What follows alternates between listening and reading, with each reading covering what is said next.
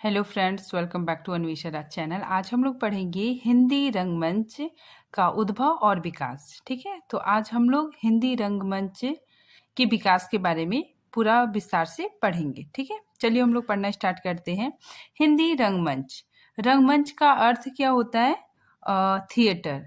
ठीक है, थिएटर को ही मतलब रंगमंच बोलते हैं।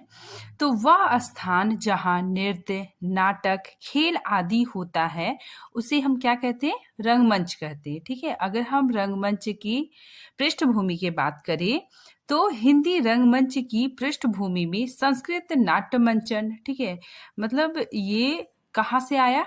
संस्कृत नाट्य मंचन से ही इसका प्रारंभ माना जाता है। ठीक है, तो संस्कृत नाट्य मंचन, ठीक है, उसके बाद फारसी थिएटर, इसका भी हिंदी रंगमंच के विकास में बहुत ज़्यादा योगदान रहा।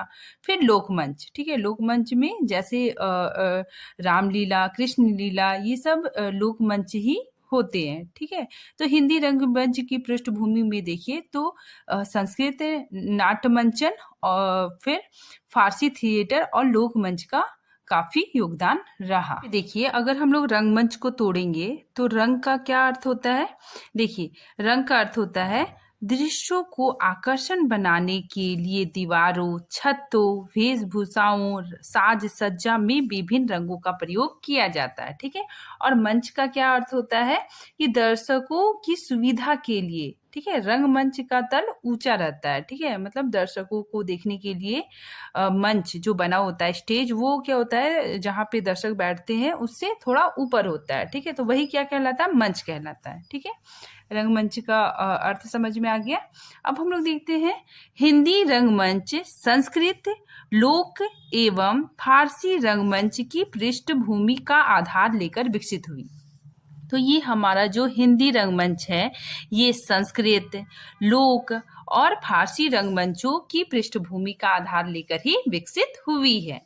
ठीक है, आगे देखिए, भरत मुनि ने नाट्य शास्त्र में जो नाट्य शब्द का प्रयोग किया है वो केवल नाटक के रूप में ना करके व्यापक अर्थ में किया है। ठीक है, तो भरत मुनि ने जो नाट्य शास्त्र लिखा है उसमें जो नाट्य शब्द का प्रयोग किया है वो मतलब बहुत विस्तृत अर्थ में किया है। ठीक है, जिसके अंतर्गत रंगमंच, अभिनय, नृत्य, संगीत, रस, वेशभूषा, रंग शिल्प, दर्शक आदि सभी पक्ष आते हैं। ठीक है, पश्चिमी देशों में रंगमंच को थिएटर या ओपेरा कहा जाता है। ठीक है, आगे देखिए, भारत में संस्कृत रंगमंच के पृष्ठभूमि में चले जाने के बाद भी, ठीक है, मतलब संस्कृत का जो रंगमंच जो चल रहा था, ठीक है, उसके जाने के बाद भी लोकमंच की परंपरा अत्यंत सुदृढ़ रही। ठीक है, तो लोकमंच की जो परंपरा है वो बहुत सुदृढ़ बनी रही। ठीक है, मजबूती के साथ बनी रही। इसी प्रकार फारसी रंगमंच की भी हिंदी रंगमंच के विकास में ऐतिहासिक भूमिका है। ठीक है, तो ये बहुत इंपॉर्टेंट है। ये जो फारसी रंगमंच है ये हिंदी रंगमंच के विकास में बहुत ज्यादा इसका योगदान रहा है। ठीक है, आगे देखिए, भारत में आरंभ से ही लोक रंगमंचों की परंपरा अत्यंत सुदृढ़ रही। ठीक है, जिसके अंतर्गत लोक रंगमंच के अंतर्गत क्या क्या आता है? देखिए, नौटंकी, रासलीला, ठीक है, रामलीला, फिर स्वांग नकल मतलब क्या होता है कि किसी भी भगवान का रूप धारण कर लिया, जैसे शिव बन गए, हनुमान बन गए, ठीक है, वैसा वेशभूषा धारण कर लेते हैं ना, तो उसी को बोलते हैं स्वांग नकल। ठीक है, नाच, तमाशा आदि लोकप्रिय लोक रंगमंच के रूप में रहे। ठीक है, तो ये सब लोक रंगमंच के रूप में रहे। अब देखिए, बलवंत गार्गी, ठीक है, इन्होंने क्या कहा है? देखिए, बलवंत गार्गी हिंदी रंगमंच का सूत्रपात फारसी रंगमंच से मानते हुए कहते हैं कि जिस समय बंगाल में 1870 में, ठीक है, व्यावसायिक थिएटर की नींव रखी गई थी, ठीक है, बंगाल में 1870 में व्यावसायिक थिएटर की नींव रखी गई थी, तब कुछ फारसी, ठीक है, जो मुंबई में रहते थे। ठीक है, फारसियों में नाटक और ललित कलाओं में रुचि लेने लगे। ठीक है, तो ये फारसी लोग नाटक और ललित कलाओं में रुचि लेने लगे। ठीक है, परिणाम स्वरूप परिणाम यह हुआ कि फारसियों ने व्यावसायिक हिंदी नाटक की स्थापना करने की पहल की। ठीक है, तो परिणाम यह हुआ कि जो फारसी थे, फारसी लोगों ने व्यावसायिक हिंदी नाटक की स्थापना करने की पहल की। ठीक है, अब हम लोग देखेंगे हिंदी रंगमंच का प्रारंभ कहाँ से होता है। ठीक है, आखिर हिंदी रंगमंच का प्रारंभ कहाँ से होता है। तो 1853 ईस्वी में, ठीक है, नेपाल का एक गांव है माट गांव। ठीक है, माट गांव में विद्या विलाप नाटक का मंचन हुआ था। ठीक है, तो विद्या विलाप नाटक वहां पे नाटक हुआ था। ठीक है, नाटक का मंचन हुआ था, तो यहीं से इसका प्रथम शुरुआत माना जाता है। ठीक है, और यह नाटक मतलब नेपाल में हुआ था और वो काफी मतलब सीमित रह गया। ठीक है, तो हम लोग आगे देखते हैं। 1853 ईस्वी में नेपाल का माट गांव में अभिनीत, ठीक है, देखिए नेपाल के माट गांव में विद्या विलाप नाटक हुआ था। ठीक है, तो विद्या विलाप नाटक माना जाता है। यहाँ से पहला नाटक रंगमंच हुआ। ठीक है, तो यहीं से प्रारंभ होता है, वहां से नाटक मंच माना जाता है। ठीक है, किंतु यह नेपाल तक ही सीमित रहा। ठीक है, तो यह सिर्फ मतलब नेपाल तक ही सीमित रहा। ठीक है, लेकिन इधर भारत में, उत्तर भारत की तरफ बहुत मतलब तीव्र से फैला। ठीक है, और इधर यहाँ पे नेपाल तक ही मतलब ये सीमित रह गया। 1871 ईस्वी में अल्फ्रेड नाटक मंडली की स्थापना हुई थी। ठीक है, इस अल्फ्रेड नाटक मंडली द्वारा विभिन्न नाटकों का मंचन किया जाता था। ठीक है, जिसमें भारतेंदु के नाटक का भी मंचन किया जाता था। ठीक है, तो ये अल्फ्रेड नाटक की जो मंडली थी, इसमें भारतेंदु हरिश्चंद्र के नाटक का भी मतलब मंचन किया जाता था। ठीक है, नाटक खेला जाता था। सत्य हरिश्चंद्र नाटक, उसका मंचन अल्फ्रेड नाटक मंडलियों द्वारा किया गया था। ठीक है, आगे देखिए राधे श्याम कथानक। ठीक है, किस मंडली के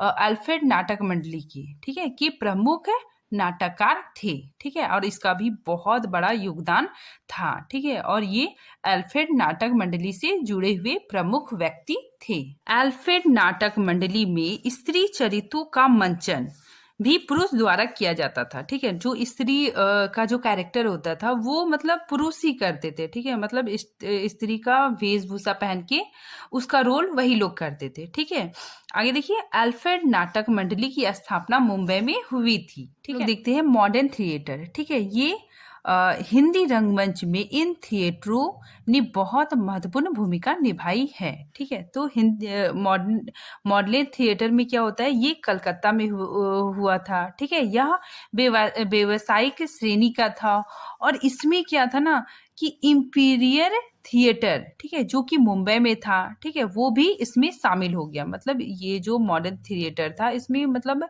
अन्य छोटे छोटे थिएटर आके इसमें मिल रहे थे। ठीक है, इसीलिए यहाँ पे बताया जा रहा है कि इंपीरियल थिएटर जो मुंबई में था वो भी इसमें शामिल हो गया था। ठीक है, आगे देखिए आगा हर्ष, हरि कृष्ण चौहान, नारायण प्रसाद बेताब, ये सब मॉडर्न थिएटर में आके जुड़ने लग गए थे। कलकत्ता के मॉडर्न थिएटर ने मुंबई की फारसी रंगमंच की इंपीरियल आदि अनेक नाटक कंपनियों को खरीदकर कोलकाता को रंगमंच का केंद्र बना दिया था। ठीक है, तो कोलकाता को रंगमंच का केंद्र बना दिया था। ठीक है, फिर हम लोग देखते हैं अव्यावसायिक श्रेणी के नाटक मंडली। ठीक है, जिसके अंतर्गत बनारस थिएटर आता है। ठीक है, इसकी स्थापना 1878 ईस्वी में हुई थी। ठीक है, आगे देखिए शीतला प्रसाद त्रिपाठी।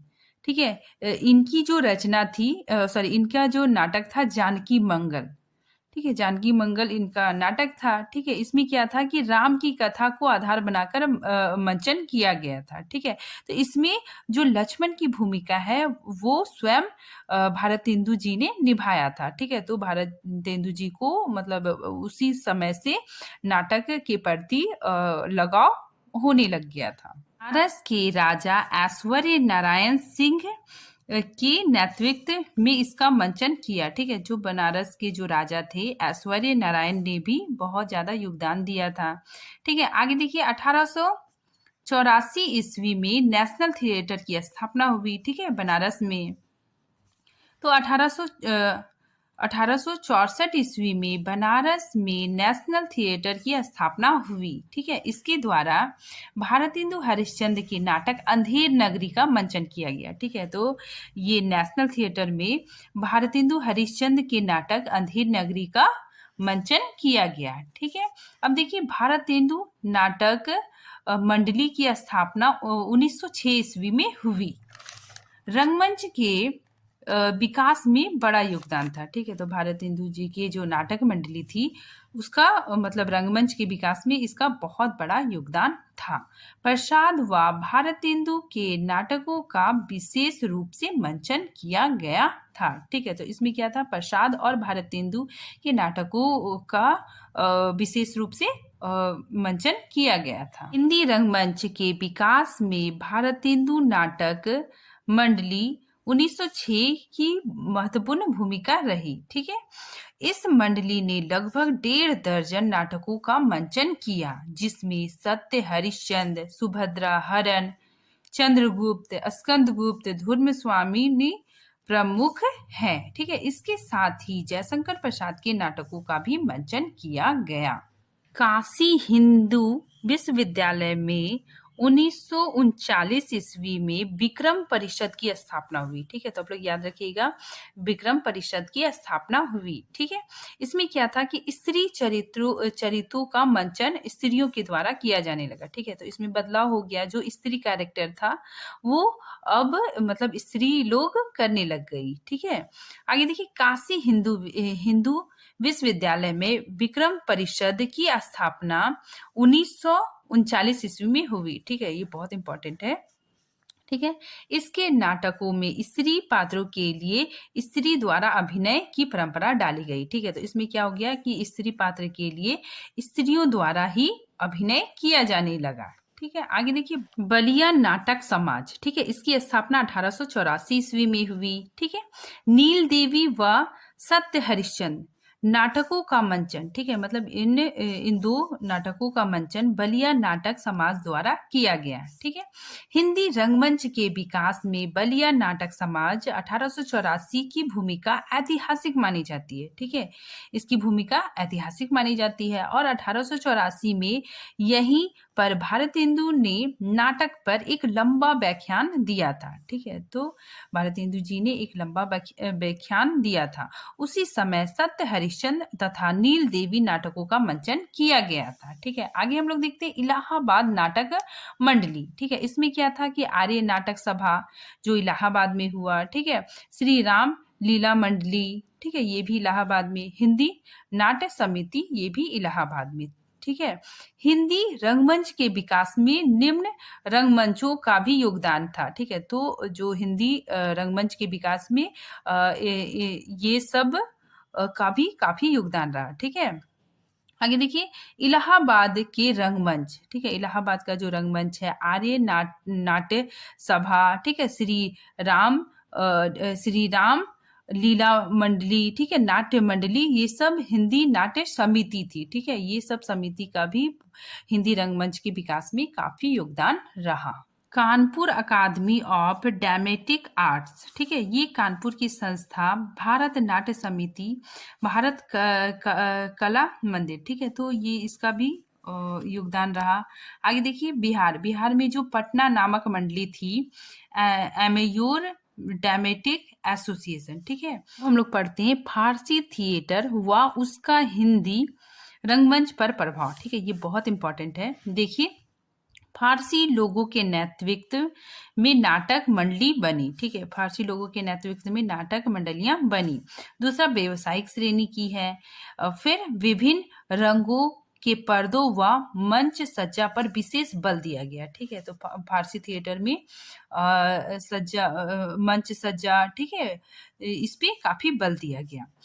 पात्रों की वेशभूषा भड़कीली होती थी, ठीक है, जो वो मतलब जो पात्र होते थे, ठीक है, जो रोल करते थे, उसका जो वेशभूषा था, उसका जो मतलब पहनावा था, वो थोड़ा भड़कीला होता था, ठीक है, ताकि मतलब दर्शकों का ध्यान आकर्षित कर सके। आगे देखिए गीतों का प्रयोग, इसमें गीतों का प्रयोग होता था।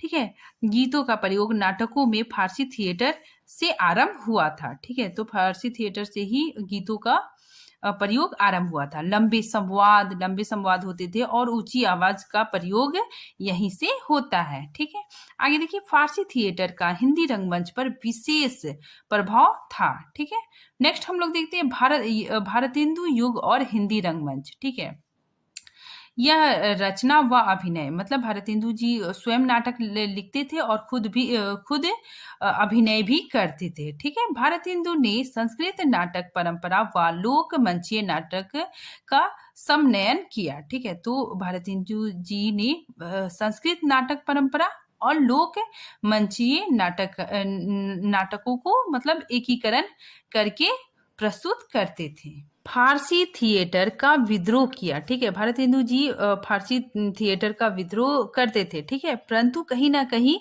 वे फारसी थिएटर का उन पर प्रभाव था। ठीक है, इसी चीज को यहाँ पे बताया जा रहा है कि भारतेंदु जी फारसी थिएटर का मतलब विरोध करते थे, लेकिन कहीं ना कहीं उसको मतलब उसको फॉलो करते थे। ठीक है, मतलब फारसी थिएटर में गीत था तो भारतेंदु जी गीतों का प्रयोग करते थे। ठीक है, उसी चीज को यहाँ पे लिखा हुआ है कि फारसी थिएटर का विद्रोह किया परंतु उन पर फारसी थिएटर का प्रभाव है। ठीक है, इनके नाटकों में पात्रों की संख्या कम थी। ठीक है, भारतेंदु जी के नाटकों में पात्रों की संख्या कम थी। ठीक है, संवाद भी छोटे छोटे थे, दृश्य भी अधिक नहीं थी और भाषा भी सहज थी। ठीक है, और ये सबसे इम्पोर्टेंट है कि भारतेंदु जी ने जो संस्कृत नाट्य परंपरा के तत्वों को और लोक नाट्य परंपरा को मतलब एक साथ समन्वित करने का कार्य किया। ठीक है, दोनों को मतलब मिला के उसका मतलब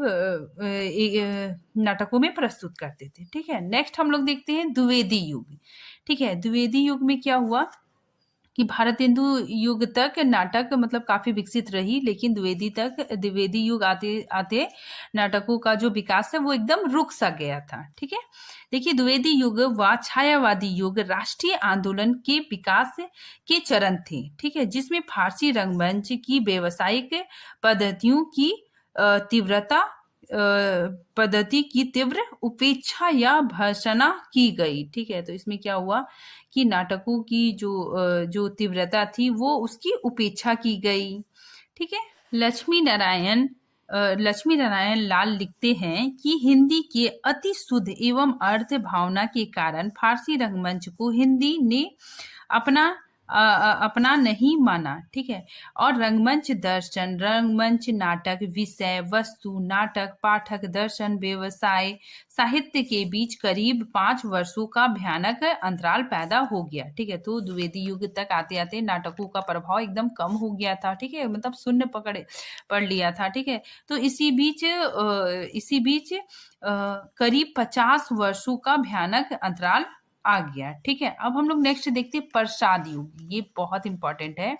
ठीक है, प्रसाद युग के आने से हिंदी नाटक काफी विकसित हुई थी। तो प्रसाद की नाट्य दृष्टि और हिंदी रंगमंच का विकास। ठीक है, इसमें देखिए पात्रों की संख्या अधिक होती थी। ठीक है, प्रसाद के नाटकों में पात्रों की संख्या अधिक होती थी। युद्ध व मृत्यु जैसे दृश्य भी होते थे। ठीक है, जो यूरोपियन नाटक परंपरा का प्रभाव था। नेक्स्ट देश काल का विस्तार इसमें दिखाया जाता था और नाटकों का बृहत आकार। ठीक है, मतलब नाटक बहुत बड़े होते थे। ठीक है, तो ये सब मतलब प्रसाद जी में यूरोपियन परंपरा देखने को मिलती है। ठीक है, तो ये परंपरा यूरोपियन परंपरा है। प्रसाद के जो नाटक है ये पूरा का पूरा प्रभाव यूरोपियन नाट्य परंपरा का प्रभाव दिखाई पड़ता है। ठीक है, फारसी नाट्य परंपरा का विरोध करते थे। ठीक है, तो जयशंकर प्रसाद जी फारसी नाटक का विरोध करते थे। ठीक है, परंतु उनके प्रभाव से वे अछूते नहीं रहे। ठीक है, जैसे गीतों का प्रयोग। ठीक है, ये फारसी थिएटर का प्रभाव था। ठीक है, तो प्रसाद जी गीतों का भी प्रयोग करते थे। अति नाटकीयता। ठीक है, प्रसाद के नाटक अति नाटकीयता थे। ठीक है, तो अति नाटकीयता क्या होता है? प्रयोग का उतरना। ठीक है, यंत्रों का प्रयोग जैसे दृश्य, ये सब फारसी थिएटर का प्रभाव था। ठीक है, तो प्रसाद जी फारसी थिएटर का विरोध करते थे, फिर कहीं ना कहीं उसको फॉलो भी करते थे। ठीक है, प्रसाद जी का कथन, ठीक है, स्वयं प्रसाद जी ने कहा है कि नाटक के लिए रंगमंच होना चाहिए। ठीक है, मतलब नाटक के लिए रंगमंच होना चाहिए, ना कि रंगमंच के लिए नाटक। ठीक है, मतलब प्रसाद जी कहते थे कि आप अपने रंगमंच में कुछ बदलाव लाइए। ठीक है, और नाटक के लिए रंगमंच होना चाहिए। ठीक है, ना कि रंगमंच के लिए नाटक। ठीक है, आगे देखिए, प्रसाद ने अपने नाटक के माध्यम से राष्ट्रीय सांस्कृतिक गौरव को प्रकाश में लाने का कार्य किया। ठीक है, इब्राहिम अल काजी का कथन, ठीक है, इब्राहिम अल काजी का कथन है कि यह प्रसाद का नहीं, हिंदी रंगमंच की कमी है कि वह प्रसाद के नाटकों के लिए उपयुक्त प्रयोगशीलता का प्रदर्शन नहीं कर सकती। ठीक है, तो ये कहते हैं कि नहीं, मतलब हिंदी रंगमंच की ये कमी है कि वो प्रसाद के नाटकों को मतलब ठीक से मंचन नहीं कर पाती। ठीक है, आगे देखिए, हिंदी रंगमंच को कुछ नवाचार लाना चाहिए। ठीक है, तो ये बोलते हैं कि जो हिंदी रंगमंच है उसमें कुछ बदलाव लाना चाहिए। ठीक है, आगे देखिए, प्रसाद शेक्सपियर और मॉडर्न शॉ के नाटक से भी प्रभावित थे। ठीक है, आगे देखिए, कई संरचनात्मक विशेषता, ठीक है, जैसे पात्र बहुलता, कठिन दृश्य योजना, ठीक है, इन सब के बावजूद भी जो प्रसाद के नाटक थे वो बहुत ही ज्यादा अच्छे थे। ठीक है, तो इसमें बताया जा रहा है कि ये सब कमी होने के बावजूद भी प्रसाद के नाटक बहुत ही सुदृढ़ थी। प्रसाद के नाटक में कई जगह अति नाटकीयता एवं गीतों की बहुलता देखी जाती है। ठीक है, जो पूर्णतः फारसी रंगमंच के प्रभाव है। ठीक है, आगे देखिए, इप्टा, ठीक है, इप्टा की स्थापना 25 मई 1943 ईस्वी में हुई थी। ठीक है, अब देखिए, इप्टा क्या है? ये नाटकों की एक संस्था है जिसके माध्यम से विभिन्न नाटक खेले गए थे। ठीक है, देखिए, इप्टा की स्थापना 25 मई 1943 ईस्वी में हुआ था। ठीक है, बहुत इंपॉर्टेंट है। और इप्टा की स्थापना कहाँ पे हुई थी? मुंबई में। ठीक है, अगर हम इप्टा को देखिए तो इसका फुल फॉर्म क्या होगा? Indian people theatre association. ठीक है, इप्टा प्रगतिवाद से जुड़ी हुई संस्था है। ठीक है, इसका नामकरण रोमा रोला की पुस्तक पीपल थिएटर के आधार पर किया गया। ठीक है, तो इस पुस्तक के आधार पर इसका नामकरण किया गया। 1943 से लेकर 1947 ईस्वी के दौरान इसकी गतिविधियां अत्यंत लोकप्रिय हुई। ठीक है, साथ ही नुक्कड़ नाटक के मंचन को भी लोकप्रिय बनाया। ठीक है, साथ ही इसने नुक्कड़ नाटक के मंचन को भी लोकप्रिय बनाया। ठीक है, आजादी के बाद भी 1970 तक सैकड़ों प्रगतिशील नाटकों का मंचन इप्टा द्वारा किया गया। बलराज साहनी इप्टा के एक महत्वपूर्ण अभिनेता थे। ठीक है, देखिए, अली सरदार जाफरी, कैफ आजमी, रामविलास शर्मा, राघे राघव, उपेंद्र अश्व आदि इप्टा से जुड़े हुए लोग थे। ठीक है, इन सब का संबंध इप्टा से था। फिर एक ठहराव के बाद आज भी, ठीक है, आज भी इप्टा समकालीन रंगमंच पर अपनी सक्रियता बनाए हुए हैं। ठीक है, नेक्स्ट हम लोग पढ़ते हैं पृथ्वी थिएटर। ठीक है, जिसके स्थापक कौन थे? पृथ्वीराज कपूर। ठीक है, इसकी स्थापना 1944 ईस्वी में हुई। देखिए, पृथ्वी थिएटर की स्थापना 1944 ईस्वी में हुई और इसमें सामंत विरोधी मूल्यों का मंचन किया गया। ठीक है, हिंदू मुसलमान एकता का मंचन भी किया गया। आगे देखिए, पूंजीवाद की विकृति का भी मंचन किया गया। ठीक है, इन नाटकों के द्वारा किया गया। आगे देखिए, 1944 में पृथ्वीराज कपूर ने पृथ्वी थिएटर का नींव रखी। ठीक है, इसकी स्थापना कर उन्होंने हिंदी रंगमंच को एक राष्ट्रीय स्वरूप प्रदान किया। ठीक है, सील कहते हैं कि पृथ्वी थिएटर देश का राष्ट्रीय थिएटर है। ठीक है, तथा पृथ्वीराज कपूर सांस्कृतिक योद्धा है। ठीक है, ये सेल कहते हैं। हम लोग देखेंगे मोहन राकेश और हिंदी रंगमंच का विकास। ठीक है, तो मोहन राकेश के नाटकों ने भी बहुत अच्छा प्रदर्शन किया। ठीक है, देखिए, आधे अधूरे ये क्या होता है? एक ही दृश्य में। ठीक है, और इनके संवाद बहुत सरल होते थे। ठीक है, और नाटक भी बहुत लघु आकार के होते थे। ठीक है, देखिए, मोहन राकेश ने हिंदी के नए एवं मौलिक रंगमंच की खोज करने का प्रयास किया। ठीक है। मोहन राकेश की रंग दृष्टि मंच पर बहुत सफल रही, ठीक है। तो मोहन राकेश की जो रंग दृष्टि मंच पे, ठीक है, मंच पे बहुत ज्यादा सफल रही कि इसमें हिंदी रंगमंच के नए मुहावरे गढ़ दिए, ठीक है। सिर्फ एक दृश्य के माध्यम से नाटक के सभी अंगों की प्रस्तुति की जाती थी, ठीक है। आगे देखिए, संवाद के अतिरिक्त बहुत सी ध्वनियों का सार्थक प्रयोग किया जाता था, ठीक है। उन्हें आंगिक चेष्टाओं के माध्यम से अकथनीय को भी कथनीय बनाने की ताकत उनमें थी, ठीक है। तो भी मतलब जो अकथनीय है, ठीक है, मतलब इशारों से सब कुछ कह देने की क्षमता इनके अंदर थी, ठीक है। आगे देखिए, आधे अधूरे, आषाढ़ का एक दिन, लहरों का राजहंस, यह हिंदी नाटकों में एक नवाचार मतलब एक नयापन लाया था, ठीक है। नेक्स्ट हम लोग देखते हैं राष्ट्रीय नाट्य विद्यालय, ठीक है। इसकी स्थापना 1959 ईस्वी में राष्ट्रीय नाट्य विद्यालय की स्थापना हुई, ठीक है। फिर देखिए 1964 ईस्वी में रंग मंडल की स्थापना हुई। राष्ट्रीय नाट्य विद्यालय, ठीक है, 1999 ईस्वी में रंग महोत्सव मनाया गया, ठीक है।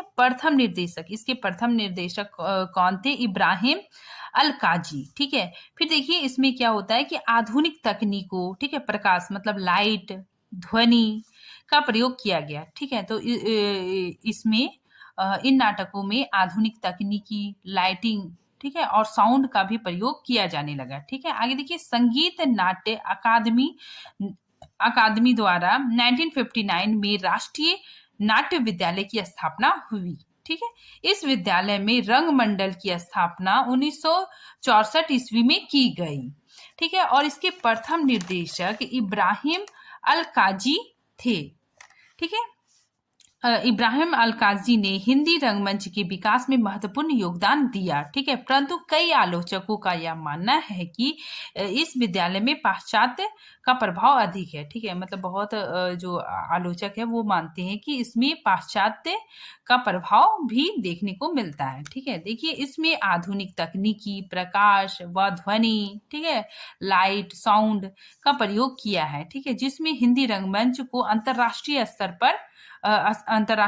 स्तर प्रदान किया है, ठीक है। देखिए 1999 ईस्वी में स्वर्ण जयंती के अवसर पर भारत रंग महोत्सव का आयोजन प्रारंभ किया।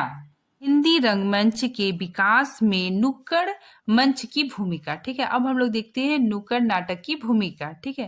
देखिए नुक्कड़ नाटक क्या है? लोक मंच का प्रभाव है, ठीक है, जनवादी परंपरा से प्रभावित है, यह सटीक व संक्षिप्त होते हैं, ठीक है। इसमें जनता से सीधा संवाद स्थापित किया जाता है, ठीक है, या सड़कों, ठीक है, गली चौराहों आदि पे खेला जाता है, ठीक है।